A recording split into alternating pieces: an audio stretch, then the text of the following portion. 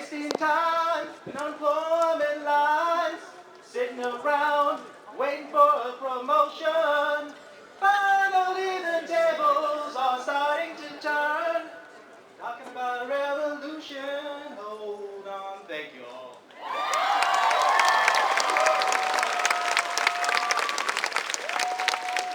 I would like actually take my time here to honor you, but I need your help. So you got to pay attention to the instructions, right? So what you're going to do is you're going to find the person next to you, and you're going to say your name to them, and then you look at them deeply in the eyes. Don't do this yet. Pay attention. Get the full instructions here. Look at them deeply in the eyes, and with as much love as you can muster, as much as you can, right? So say your name, as much love in the eyes that you got. And I want you to just say to them, there is no reason. And just hold their hand or hug them. What are you going to do? Do that right now, please. Hey, I'm Cutler. Jenny, nice to meet you. There is no reason. There is no reason. That's kind of funny. All right, just one person. Don't do this cheating. I don't want to interrupt him. He's got way more fun things to say than me. Okay, hopefully you will understand the motivation behind it in a minute. Okay, so like I said, I want to honor you if I may. May I? Yes? Yes. All right. I'm going to illustrate this with a story of my mother. So my mother, I call her a refugee. She doesn't call herself that. Because she grew up in a room full of pigs until World War II started. When the invading army came, she lived in caves, and then she just was on foot for many, many years with her mother, just the two of them, until she ended up in some other place thousands of miles away. When she was 12, she started to go to school for the first time, left home at 18, has never been back and seen her mother. And, her mother's passed now, but it's been, my mom's like 70-something, right?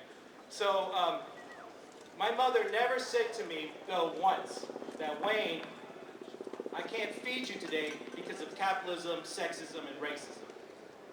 She never said to me, I can't love you today because of capitalism, racism, and sexism. She said, there is no ism for why I can't raise you right, Wayne. But my mother, we would not call her an activist. All right? So this is in honor of all you activists out there who are not called activists. I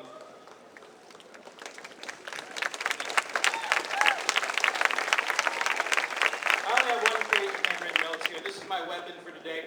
An iceberg, if you ever seen an iceberg or a picture of one on the internet, you know that you only see 10% of it, right? 10% is all you see. 90% of the iceberg is underwater. Right? That is the metaphor for activism I could go on today.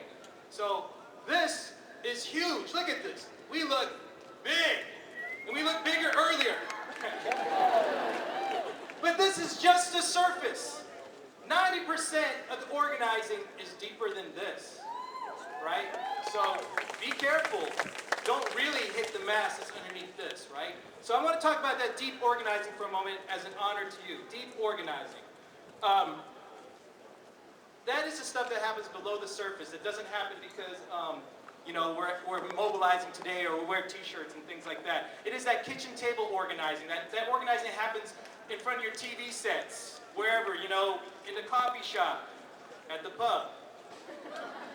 And I want to give some examples of that, pay tribute to some people. Some of these names have been changed. If you hear stories that resonate with you, this is your story, right? So first, Kathy. Kathy's a student here who lives off campus with, 4 other roommates in probably like a 2-bedroom, right?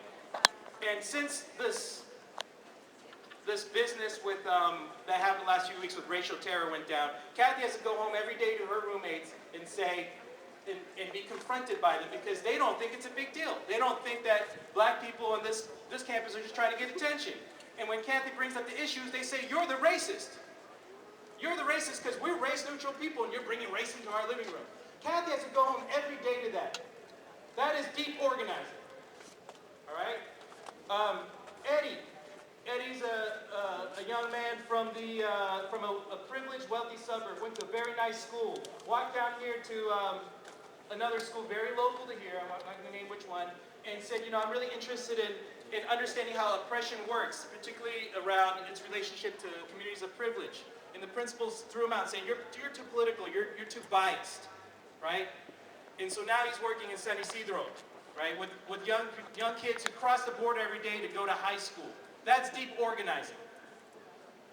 Amanda is working right now at Sunshine Market, you know, and she had to take my money and give me change, and she's like, how is it out there? I wish I was out there. I'm with you in spirit. So she can't be here right now, but that is deep organizing. Jesus, who I know is here right now, this is a Sunuman, is a father of 2 kids, single parent. You know, his work last year was raided by ICE. His home last year was raided by ICE. And he's a student here, he's going to finish up. He has to take an extra quarter so he can get loans to raise his 2 daughters. That's deep organizing. Two more examples. Justice served 8 years in the Marine Corps, 2 deployments, right? Had to kill some people, had to see some people get killed.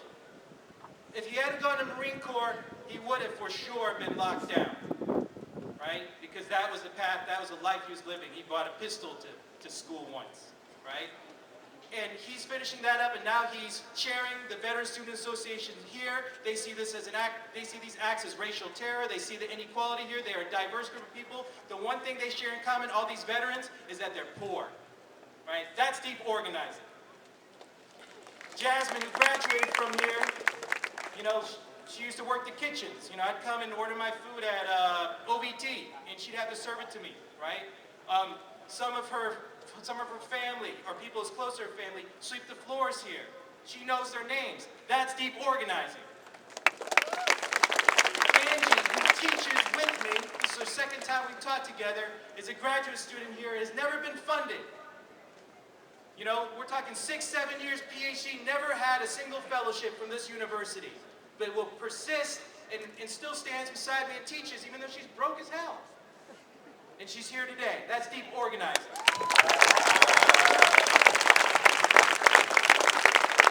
right, deep organizing comes not from a place of the political, in terms of our strategy, the sit-ins we do. Deep organizing comes from that place of love, right?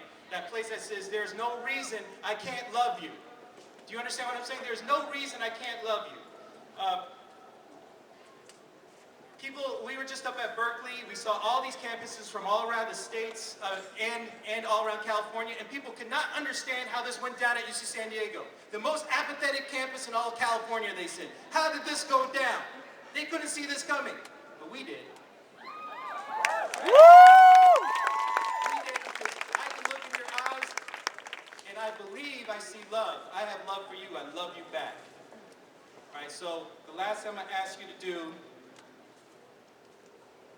is when you leave here today and you see like the mother who's sweeping the floors here, you see the workers who are, you know, clean up the leaves here, you see the student who's working at the library, you see the person you pass by every day in library walk, and they're the quiet kid who you think is not an activist, they look like they're just here for the books, and keep in mind that they're doing that deep organizing. And I want you to just stop and shake their hand, look in their eyes, do this. Right? Look in their eyes and say, this is my name is Wayne, thank you. That's what I want you to do. So, I want you to repeat again, this time I'll do the full sentence.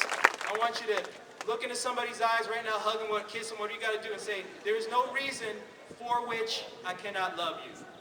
Do that right now, please. Madam Cutler, there's no reason for which I cannot love you.